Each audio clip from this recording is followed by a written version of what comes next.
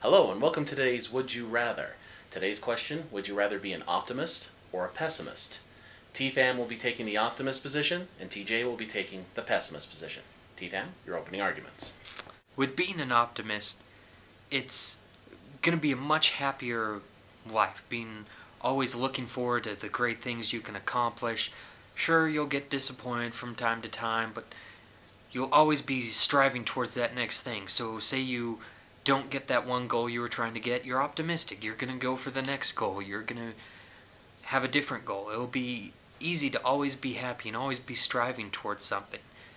And with a pessimist, it's going to be kind of depressing. I mean, you never think you're going to amount to anything, so why try? Well, that's just not going to be a fun way to live.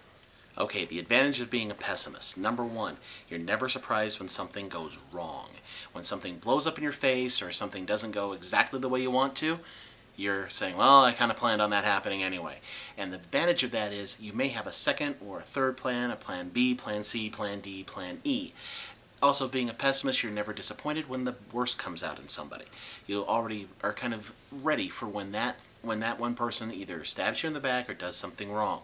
You're prepared for that, and it's a little bit better way to go through life knowing that you got your own back instead of hoping that other people have yours.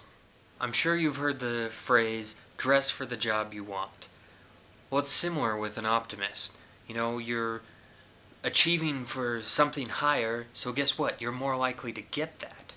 With a pessimist, you're not going to have these lofty goals that you end up accomplishing. You're just going to be always thinking something bad's going to happen, and in the back of your head, you're probably hoping that something great comes along and just falls in your lap. Well, it's not going to usually happen that way. You have to go out and strive and get to those goals.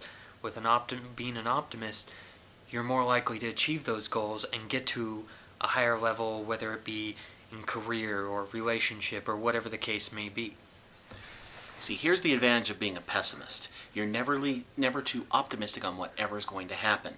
Let's say, hey, I'd like to lose weight. I'm going to lose 80 pounds in 5 months. No, not going to happen here. I know for a fact that it's just not going to happen. If I want to be realistic, I better set some more realistic goals. That's exactly it. I'm a realist.